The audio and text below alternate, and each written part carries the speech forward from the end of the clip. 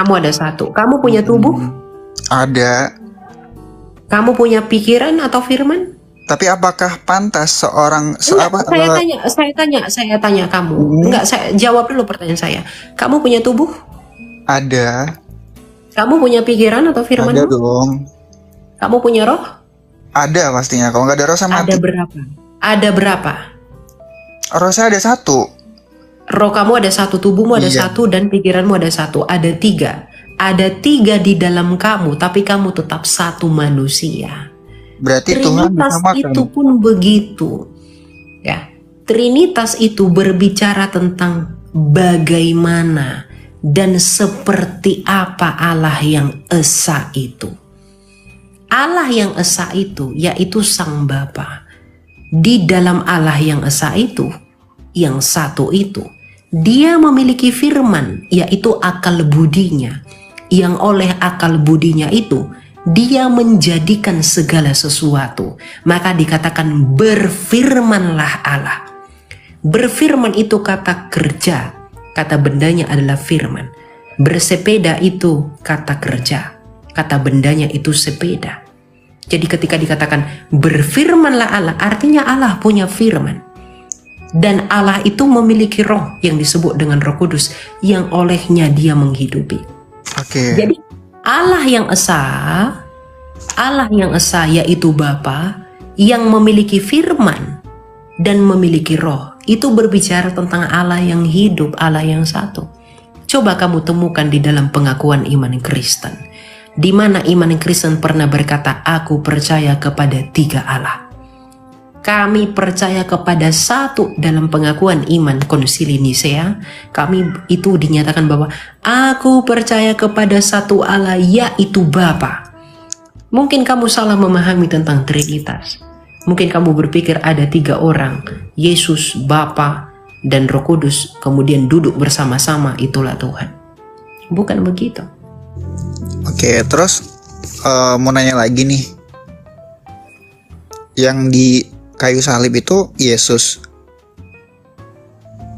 Betul, dia adalah Yesus dalam keadaannya sebagai manusia. Filipi 2. Lalu aku mau nanya soal di Bible Yesaya 3:13.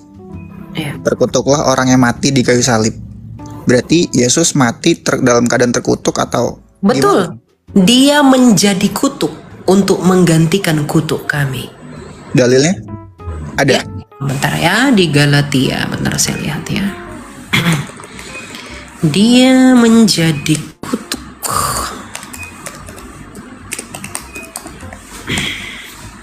Bentar ya. Dengan jalan menjadi kutuk. Galatia 3 ayat 13. Ya. Yesus Kristus telah menebus kita dari kutukan hukum Taurat dengan jalan menjadi kutukan karena kita. Sebab ada tertulis, terkutuklah orang yang digantung pada kayu salib. Jadi Yesus memang terkutuk di kayu salib untuk menggantikan kutuknya yang harusnya kami terima oleh karena tuntutan Taurat. Jadi memang Yesus datang ke dunia ini untuk mati. Dia datang ke dunia ini untuk menumpahkan darahnya. Ibrani 9 ayat 22. Di mana tanpa penumpahan darah tidak ada pengampunan dosa. Makanya enggak heran orang Yahudi sebelum Yesus itu selalu memercikkan darah anak domba di atas tutuk pendamaian oleh imam besar untuk menjadi sarana pengampunan dosa. Tapi itu hanya menjadi bayang-bayang, kata penulis Ibrani, karena tidak mungkin darah domba mengampuni dosa manusia. Harusnya darah manusia yang mengampuni dosa manusia. Maka firman Allah yang menjadi manusia itu, di mana darahnya yang kudus itu menjadi pengampunan bagi dosa manusia kepada Bapa. Jadi dia memang terkutuk di kayu salib itu untuk menggantikan kutuk yang seharusnya kami terima. Makanya Yesus berkata di dalam Yohanes 8 ayat 23 bahwa kalau kamu tidak percaya bahwa akulah dia, kamu akan mati dalam dosamu. Itu kata Yesus. Katanya Yesus di mana tadi? Ya? Di mana? Di Yohanes 8 ayat 23. Oh, di Yohanes. Ya. Sebab kalau kamu tidak percaya bahwa akulah dia, kamu akan mati dalam dosa. Begitu. Oke. Itu ungkapan Kristus sendiri. Ya. Pertanyaan terakhir saya ya. Aku mau nanya, mana ajaran Yesus ketika umur berapa ya? Umur 13 sampai 29 sampai 29 tahun sebelum Yesus itu dilantik sebagai Tuhan pada tahun 325 Masehi oleh Kaisar Romawi. Siapa yang mengatakan, kamu mengatakan Yesus dilantik menjadi Tuhan, Lukas 2 ayat 11, mau kamu buang kemana?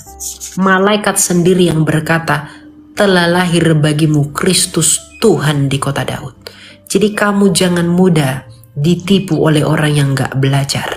Kamu tahu tahun 325 itu apa? Kamu tahu itu apa? Apa, coba jelasin? Nah, ini aku rekod. Ini saran saya. Kamu belum tahu apa itu tahun 325, tapi kamu berani berbicara tentang itu. Iya, coba makanya jelasin, Kak. Tahun 325 itu adalah konsili antara golongan Athanasius dan Arius, yaitu golongan Arian, di mana golongan Athanasius itu menentang bidat Arianisme yang tidak meyakini Yesus adalah Tuhan. Jadi makanya ada seorang bapak gereja bernama Santo Nikolaus yang dikenal sebagai Sinterklas, itu menampar bidat Arius, dan kemudian mereka diusir karena mereka kalah. Orang Arius, bidat sesat ini, mereka diusir dan lari ke tanah Arab. Itulah orang-orang Arian. Jadi bukan pelantikan Yesus menjadi Tuhan. Di dalam Lukas 2 ayat 11, malaikat sudah mengakui bahwa Yesus adalah Tuhan. Malaikat dari surga. Jadi kalau kamu mengatakan Yesus dilantik jadi Tuhan dengan ucapan si bapak-bapak yang di YouTube itu, kamu tidak belajar. Kamu jangan makan informasi yang salah ya. Berarti Yesus itu beragama Kristen kah? Berarti dari awal Yesus beragama Kristen kah ya? Arti Kristen itu adalah pengikut Kristus, dan Yesus adalah Kristus itu sendiri. Bagaimana mungkin Yesus adalah Kristen sedangkan dia adalah Kristus itu sendiri? Bagaimana dia mengikuti dirinya sendiri? Jadi dia bukan Kristen, dia adalah Yahudi, dan kita yang mengikuti dia disebut Kristen, yang artinya pengikut Kristus, karena Yesus adalah Kristus. Gitu. Itu katanya Paulus ya? Siapa yang mengatakan itu? Bukan Paulus yang mengatakan. Di Antiokhia lah untuk pertama kalinya disebut Kristen. Itu ungkapan Paulus atau ungkapan siapa itu? Kamu pernah baca itu? Belum sih. Ya udah. Oke, saya note dulu ya Kak. Ini saya sudah rekod jawabannya Kakak. Iya, ya. The record disebarkan agar Injil itu menyebar ke seluruh dunia ya. Agar semua orang mendengarkan kasih karunia Allah. Siap. Oke, makasih. Iya. Oke, terima kasih ya. Tuhan berkati.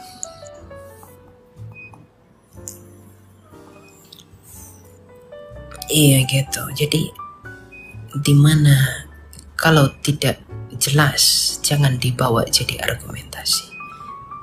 Minimal kita tahu apa yang kita gugat. Jangan kita seakan tahu apa yang kita gugat gitu. Dilantik. Lalu Lukas 2 ayat 11 mau kau buang kemana itu? Itu tahun 5, itu tahun berapa itu? Ya silakan Ricky. Halo Kak, izin bertanya. Silakan. Ya. Aku mau tanya, apa namanya? Yang Tridatu ya? Apa sih namanya yang 3 istilah Tuhan itu? Tridatu. Tri apa namanya Kak? Trinitas. Kok Tridatu sih? Trinitas. Tadi sempat Tritunggal. Tadi sempat dengerin, cuman belum terlalu paham. Boleh nggak jelasin ulang? Kamu Kristen atau non? Non Kristen. Oh, non Kristen. Oke. Saya senang nih kalau yang begini. Bentar ya, saya ambil buku saya dulu. Bentar ya, bro. Sementara saya ini dulu ya. Pulpen.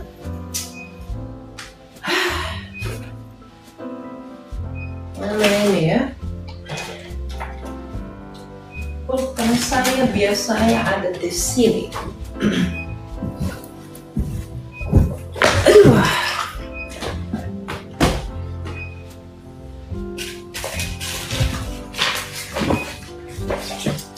Mana ya? Bentar ya.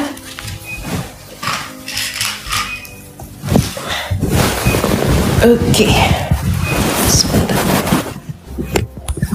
Oke. Sebentar ya. Saya mau coret-coret sebenarnya, tapi bentar. Oke.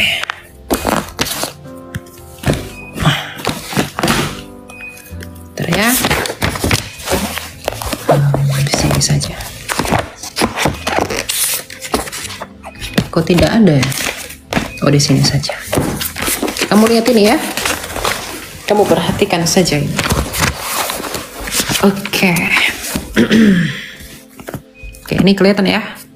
Ini saya singkirkan dulu sendixnya ke sini. Oke, ini Trinitas. Saya bantu kamu belajar ya. Trinitas. Nih.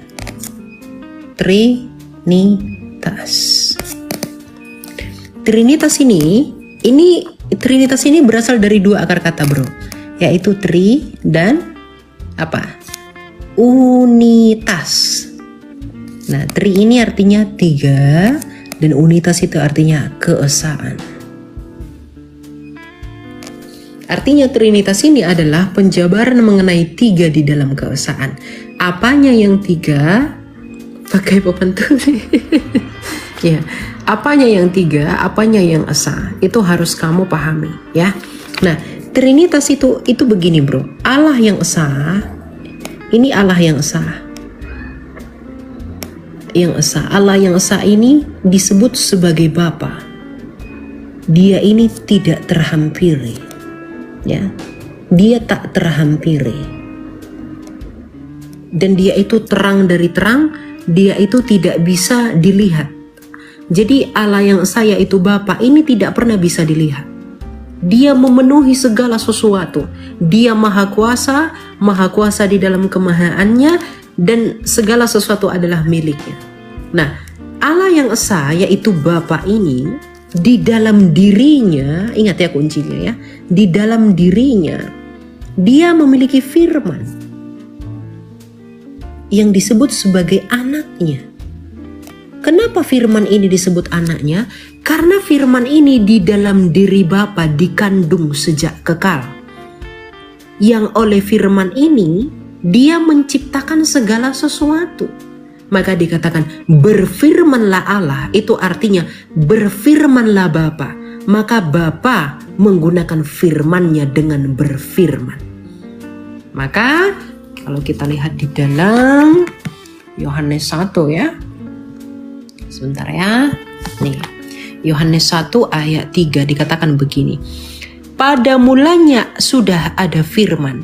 Firman itu bersama-sama dengan Allah, dan firman itu adalah Allah. Nah, itu artinya begini, bro. Pada mulanya adalah firman, dan firman itu bersama-sama dengan Bapa, dan firman itu adalah Allah. Kenapa? Karena hakikat Bapa ini adalah Allah. Maka yang di dalam diri Bapa itu sejenis dengan Bapa. Kalau jenisnya Bapa adalah Allah, maka firman-Nya Bapa pastilah Allah, dan rohnya Bapa pastilah Allah.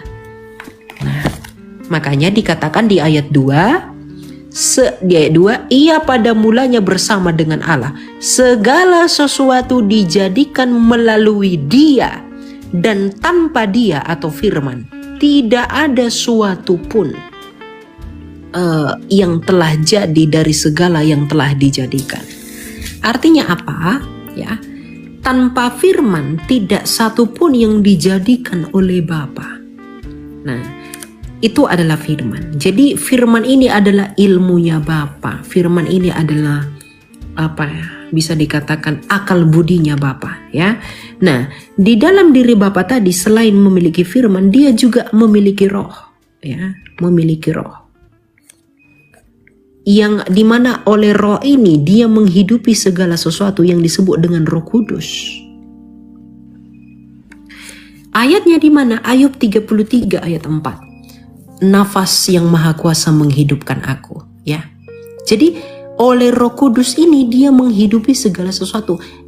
Bapa ini menciptakan melalui firman-Nya dan Bapa ini menghidupi melalui Roh-Nya yang kudus, Viruha Kodes.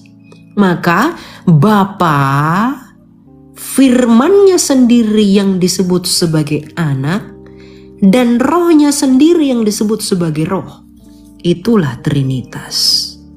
Bapa, Anak atau firman dan Roh Kudus.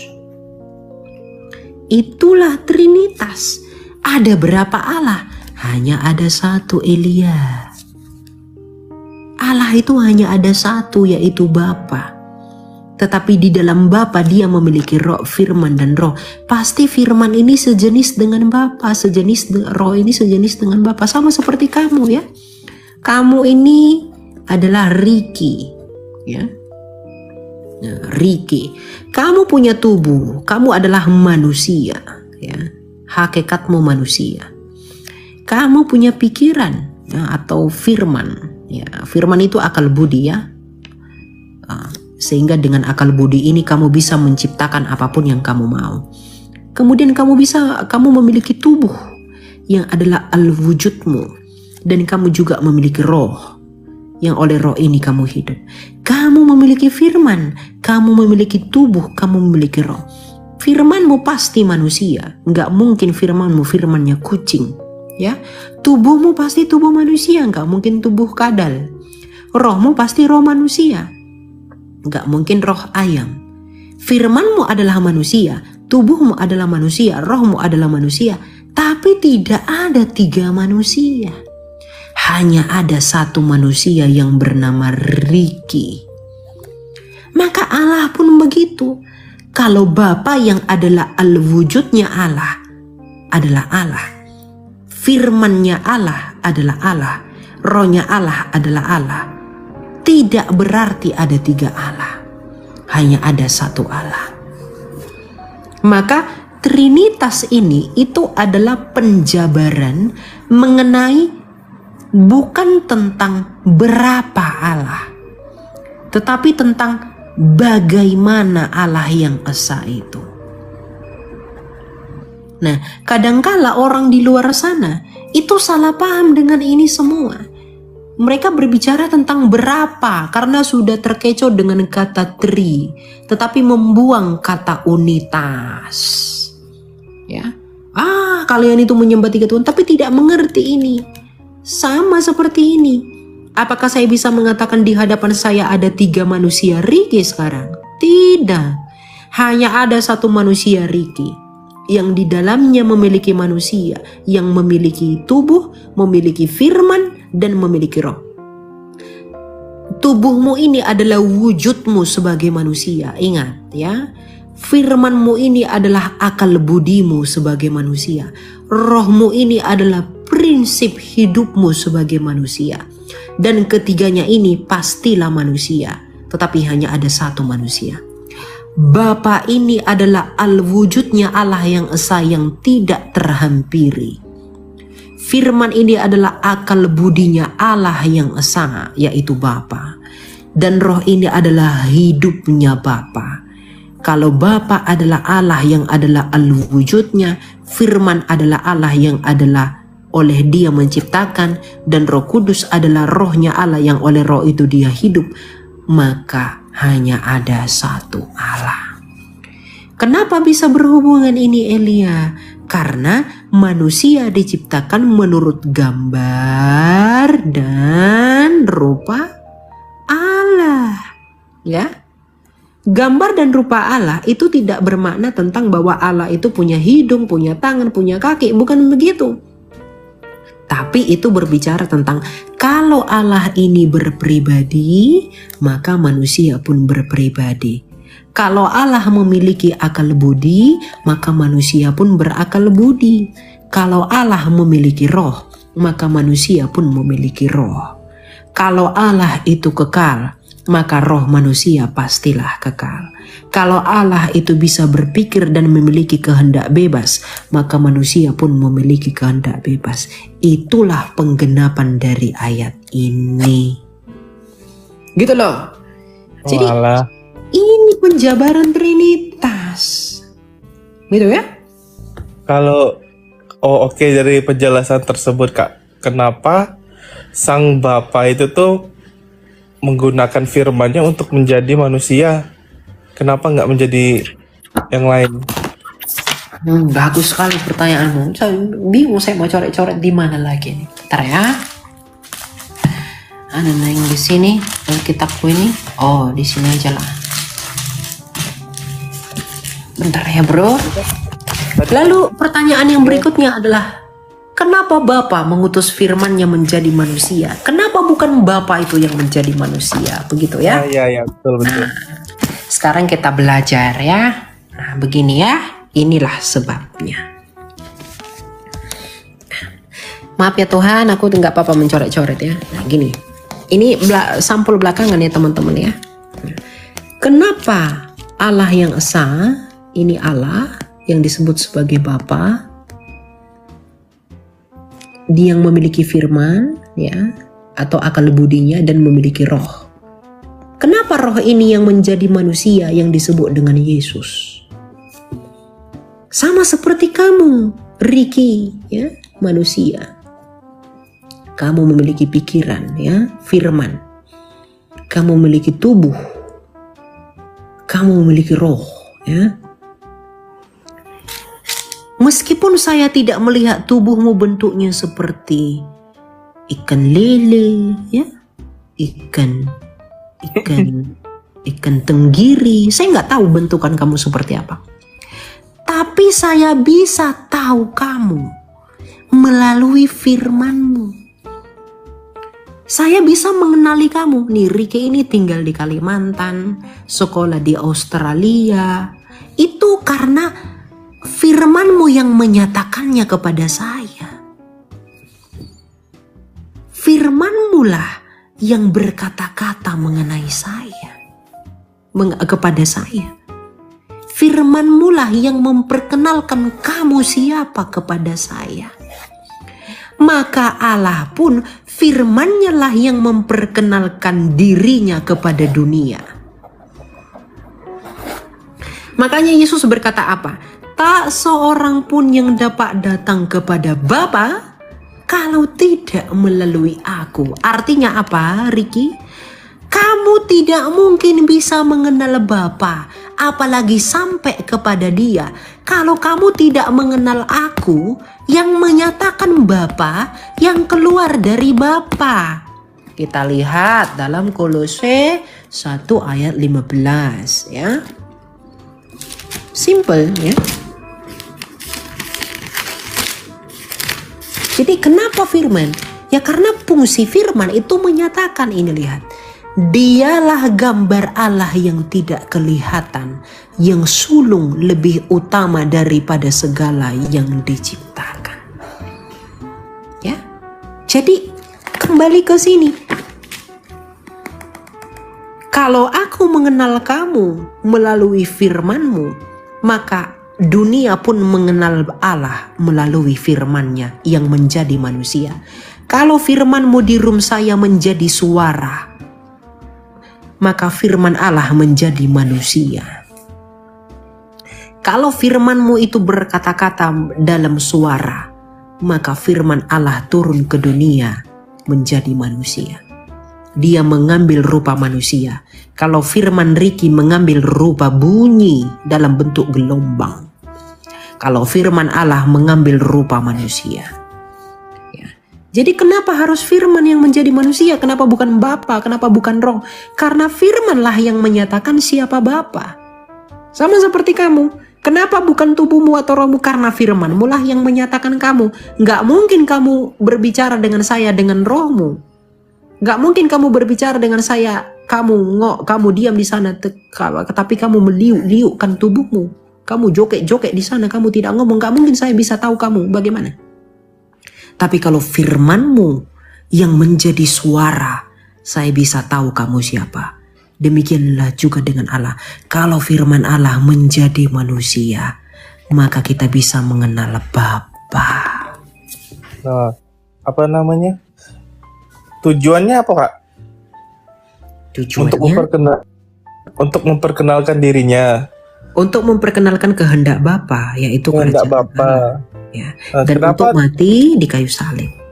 Nah, kenapa dia mati di kayu salib? Nah, kita lihat Untuk jawabannya di dalam Ibrani 9 ayat 22 ya. Sebentar saya buka dulu. Ibrani 9 ayat 22. Jawabannya ada di sini.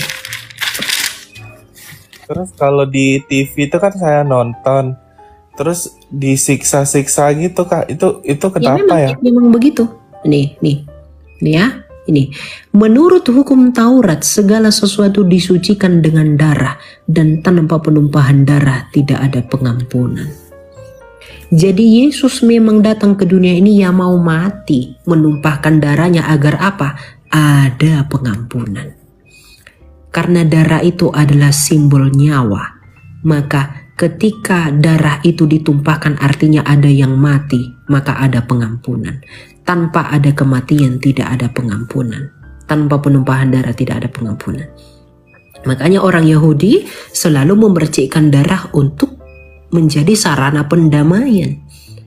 Makanya dikatakan penulis surat Ibrani, tidak mungkin darah domba menghapuskan dosa manusia. Tapi harus dosa manusialah yang menghapuskan dosa manusia. Maka firman Allah yang menjadi manusia mati dalam keadaannya sebagai manusia untuk menumpahkan darahnya yang kudus bagi pengampunan dosa manusia. Dengan itulah kita beroleh kemenangan. Gitu. Itu hukum Yahudi dan Yesus takluk kepada hukum itu. Galatia 4 ayat 4. Kenapa dia disiksa? Kenapa dia dirajam dan lain-lain? Itu menggenapi nubuatan Nabi Yesaya 600 tahun sebelum Yesus lahir. Ya, bentar saya buka ya. Ini bukti bahwa Allah di dalam kekristenan itu adalah Allah yang hidup. Allah yang hidup. Kenapa?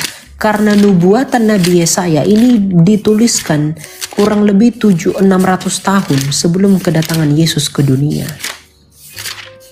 Yesaya 53 ya. Ini. Coba kamu baca, kita dengar ya. Nih. Tentang hamba Tuhan yang menderita. Ingat, ini ditulis itu 600 tahun sebelum kelahiran Yesus. Dengar ya. Siapakah yang percaya kepada berita yang kami dengar? Dan kepada siapakah kuasa tangan Tuhan dinyatakan? Sebagai taruk, ia tumbuh di hadapan Tuhan. Dan sebagai tunas dari tanah kering. Ia tidak tampan atau tampak mulia untuk dipandang. Ya, Yesus itu memang hina. Karena dia dinubuatkan hina. Ia tidak tampan dan tidak punya rupa untuk membuat kita menginginkannya. Ia dihina. Nah, Yesus ternyata harus dihina dan dihindari orang seorang yang penuh kesengsaraan dan biasa menderita kesakitan. Orang pun menutup muka ketika melihat dia. Banyak yang membenci Yesus. Demikianlah ia dihina dan bagi kita ia tidak masuk hitungan. Sesungguhnya, kata Nabi Yesaya, penyakit kitalah yang ditanggungnya. Ditanggung siapa? Yesus yang akan datang. Dan kesengsaraan kita yang dipikulnya. Padahal kita mengira dia kena tulah, dipukul dan disakiti Allah. Waduh, kita mengira Yesus itu terkutuk. Kita mengira dia kena hukuman. Kita mengira dia berbuat jahat. Padahal penyakit kita yang ditanggungnya, kata Nabi Yesaya. Akan tetapi dia ditikam. Ternyata Yesus ditikam oleh Longinus karena pemberontakan kita. Dia diremukkan karena kejahatan kita. Hajaran yang mendatangkan damai sejahtera bagi kita ditimpakan kepadanya. Dan karena bilur-bilurnya kita